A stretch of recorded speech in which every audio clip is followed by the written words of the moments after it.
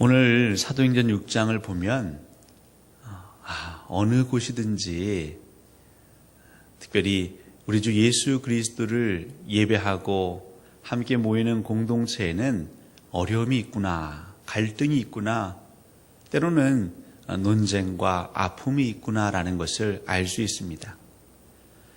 바울 서신의 많은 교회들은 이방의 문화들이 교회에 침투하여서 혹은 거짓 사상들이라든가 이단 사상으로 인하여서 그 안에 당파가 갈리고 분열하는 것을 보았습니다. 그런데 오늘 사도행전 6장에 나오는 이 공동체는 성령 충만했던 공동체입니다. 그 성령 충만함으로 인하여서 정말 부흥하기를 이루 말할 수 없고 흥왕하기를 이루 말할 수 없는 이 공동체 안에도 사실 아픔이 있고 갈등이 있었습니다. 그것은 무엇이냐면 헬라파 유대인들과 히브리파 유대인들 사이의 갈등이죠. 많은 디아스포라 유대인들, 이방에서 태어나서 자라고 하지만 또 주의 은혜를 따라서 인도를 따라서 이곳에 와 있는 유대인들, 근데 그들에게는 알게 모르게 자격지심이 있습니다. 우리는 순수 혈통이 아니다. 유대인들은 혈통을 엄청 따지거든요. 반면에 이곳에서 나서 자란 유대파 히브리인들, 예루살렘 출신 사람들, 이 사람들은 자기들도 모르게 주 안에서 형제 자매입니다. 주의 성산을 떼고 만찬을 떼는 중에서도 우월의식이 있는 것이죠. 우리가 진짜 선민이지라는 그런 선민의식에 사로잡혀 있는 이 두 그룹 사이에 오늘 문제가 생긴 것은 그 과부를 구제하는 문제입니다. 사실 과부를 구제한다라는 것, 이 사역도 사도들의 사역이었는데요. 이 사도들이 어쨌든 신방을 하고 그 지역 집집마다 다니면서 그 형편을 알고 그 방문하여서 이렇게 저렇게 어렵게 사는구나. 이제 이것을 알아야 그들이 구제할 수 있겠죠. 오늘 보시면 구제라고 해서 밑에는 봉사지만 사실 이것은 돌봄입니다. 돌봄. 그러니까 전적인 돌봄. 그의 육신을 돌보고 마음을 돌보고 그 영혼을 돌보는 돌봄인데 1차적으로는 매일의 구제라고 했을 때는 그들의 먹을 양식, 그들이 생활할 수 있는 그 기틀을 마련해 주는 것. 그런데 자꾸 누락이 되는 것이죠. 헬라파 유대인들이 자꾸 빠지는 것입니다. 그 과부들이요. 사도들이 일부러 그런 것 아닌 것 같은데 자꾸 이것이 반복되니까 우리를 차별하나?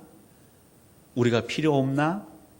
히브리파 유대인들만, 히브리파 그리스도인들만 이 사도들이 챙기는 것인가? 그 불만이 잠재되어 있던 것이 이제 수면 위로 올라오면서 갈등이 생기는 것입니다. 이 이야기를 들은 사도들이 기도했었겠죠. 하나님, 어떻게 이 문제를 해결해야 할까요? 오늘 사도행전 6장을 쭉 보시고 난 다음에 여러분들 안에도 마음에 감동이 오셨겠지만 우리 공동체의 갈등과 어려움은 사실 우리가 걱정할 필요가 없습니다. 오히려 그 어려움과 갈등은 공동체를 더 성숙하게 하는 밑거름이 되는 것이지요. 이 사도들이 이제 마띠아를 포함해서 12사도가 다시 온전해졌는데 정말 성령의 충만함으로 열심히 사역했습니다. 말씀도 선포하고 전도도 하고 하나님의 감동 주시면 치유 사역도 했습니다. 그리고 그렇게 많이 오는 사람들 한 명 한 명 찾아가서 신방도 하고요. 근데 그 찾아오는 수가 너무나 많다 보니까 이 사도들도 인간인지라 그 모든 사역을 온전히 감당할 수 없는 것이고 알게 모르게 빈틈이 생기는 것이지요. 이걸 우리가 다 할 수 없는 것이로구나. 마치 이드로가 모세에게 권면하기를 우리가 필경은 쇠할 것인데 언제까지 당신 혼자 이 수많은 이스라엘 백성들의 송사를 감당하겠는가. 그 마음에 감동이 오는 것이죠. 동역자가 필요하다. 하나님, 동역자를 세워주십시오. 그리고 그 공동체에 선포하기를 여러분, 이제부터 우리 사도들은 말씀 사역과 기도에 힘쓰겠습니다. 하나님의 공동체를 온전히 거룩하고 성결하게 변함없이 굳건히 지킬 수 있는 그 사역에 저희들은 매진하겠으니 여러분들 귀한 일꾼을 세워주십시오. 우리 함께 그 귀한 일꾼을 위해 기도합시다. 그렇게 말하면서 성령과 지혜가 충만하며 칭찬받는 7 집사를 그 무리가 세워서 이제 사도들 앞에 올려놓습니다. 그리고 사도들은 그 백성들이 선택한 것을 인정하고 안수하여 그들을 귀한 직분의 자리에 올려놓지요. 그 이후에 어떻게 되었습니까? 그 뒤에 말씀이 더욱 흥왕하였다라고 기록하고 있습니다. 어려움은, 공동체의 어려움은 우리에게는 기회가 되는 것입니다.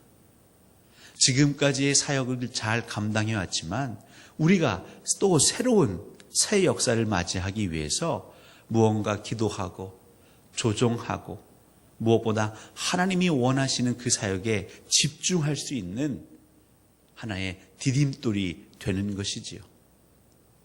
그 이후에는 오늘 스데반에 대해서 나왔는데요. 그렇게 세워진 한 명 한 명 그 7 집사가 다 훌륭하지만 그 중에 이제 샘플로 본보기로 스데반에 대해서 설명하고 있는 것이죠. 이 본문을 제가 묵상하면서 마음에 드는 생각은 우리 광주 동산교회 모든 직분자들, 우리 서리 집사부터 시작하여서 은퇴하신 분들까지 하나님, 우리 스데반과 같은 성령 충만하고 지혜가 가득하고 칭찬받는 자들이 되게 하여 주옵소서. 그 공회에 모여있던 수많은 네노라고 하는 기라성 같은 그 지도자들, 이 스데반 하나를 당해내질 못합니다. 그가 많이 배웠을까요? 아니면 그 안에 뭔가 다른 특별한 능력이 있었을까요? 오직 성령 하나님을 의지하여서 하나님 지혜해 주시는 대로 말했을 뿐인데 그 세상이 감당하지 못했던 것이죠. 이 한 명을 그 유대 사회가 감당하지 못했던 것입니다. 오늘도 제가 2층 방에 있는데 저희 현관문 소리가 이렇게 삐그덕삐그덕 열리는 소리가 들립니다. 그리고 차에서 내리시면서 문 닫히는 소리가 들리는데요. 그때마다 얼마나 마음이 기쁜지 모르겠습니다. 이 소리라는 것이 때로는 사람의 마음을 열어주기도 하거든요.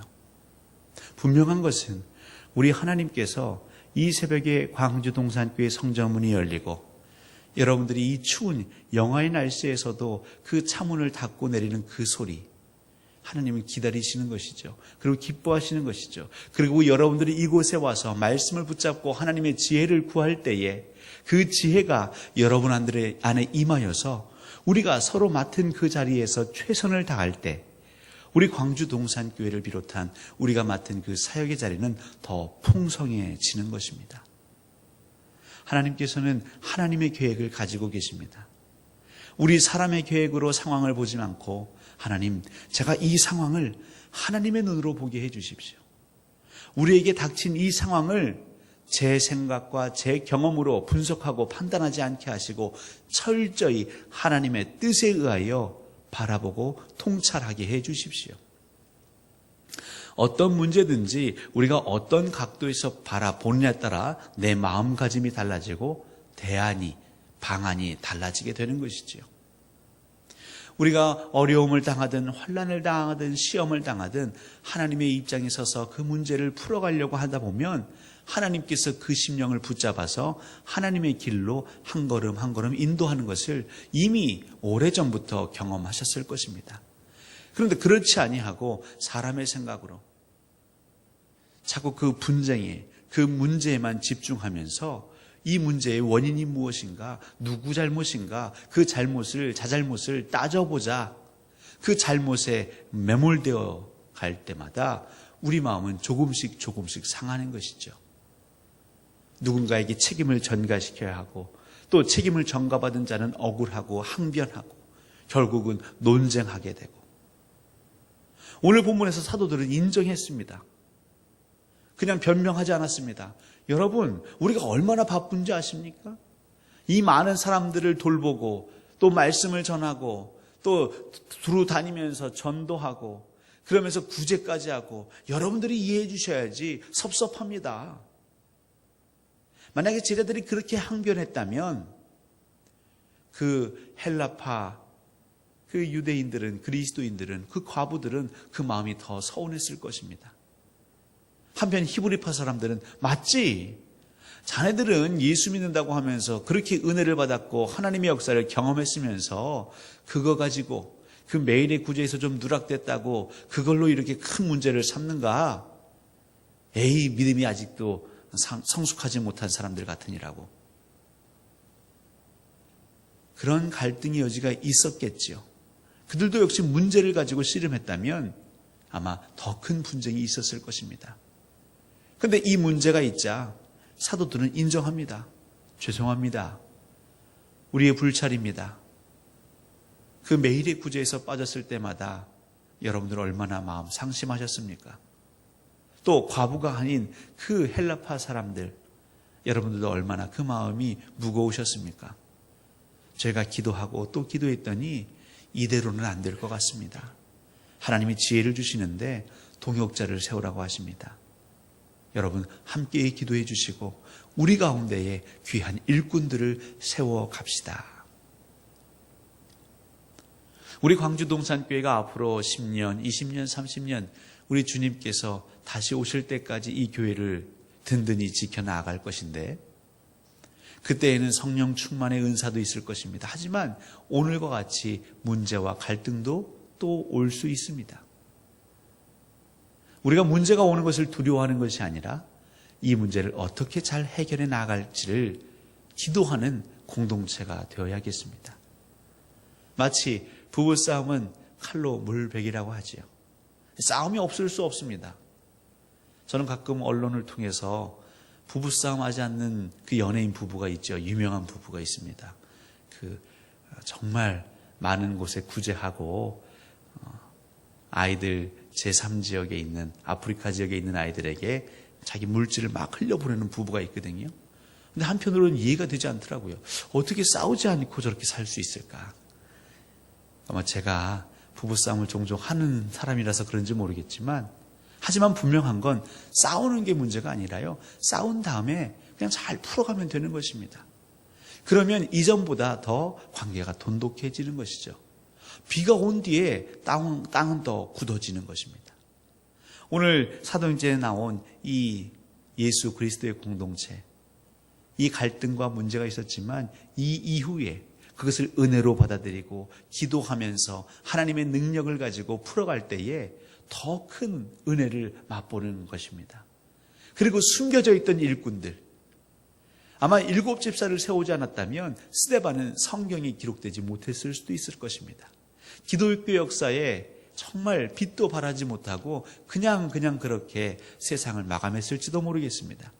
하지만 이 사건을 통하여서 하나님은 또 스데반과 같은 훌륭한 사역자들을 또 교회 역사의 전면에 내세우시는 것이죠. 여러분 기도해 주십시오. 하나님, 우리 광주동산교회도 7 집사와 같은 많은 이들이 일어서게 해 주옵소서. 기도하는 가운데에 성령이 이끄시는 대로 담대함으로 그 사역의 자리를 우뚝 지킬 수 있는 그 집사들로, 그 직분자들로 우리 이전이 차고 넘치게 하시고 우리가 이전에 머무는 것이 아니라 이곳에서 서로 교제함으로 이제 우리에게 부름받은 그 자리에 나가서 그 세상을 향해 담대하게 외치고 선포하는 우리 스데반과 같은 7 집사들이 넘치게 하여 주옵소서.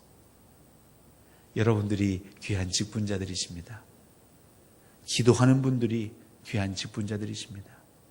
기도하지 않고 하나님의 능력을 우리는 맛볼 수 없는 것이고 기도하지 않고 하나님의 뜻을 우리는 선포할 수 없는 것입니다. 기도하는 여러분들을 통하여 우리 교회가 더욱 든든히 서가고 더 나아가 저 세상 복음이 없고 생명이 없는 저 세상을 향하여 귀한 말씀을 오늘도 여러분들의 말과 그 삶을 통하여 전하시기를 주님의 이름으로 간절히 소원합니다.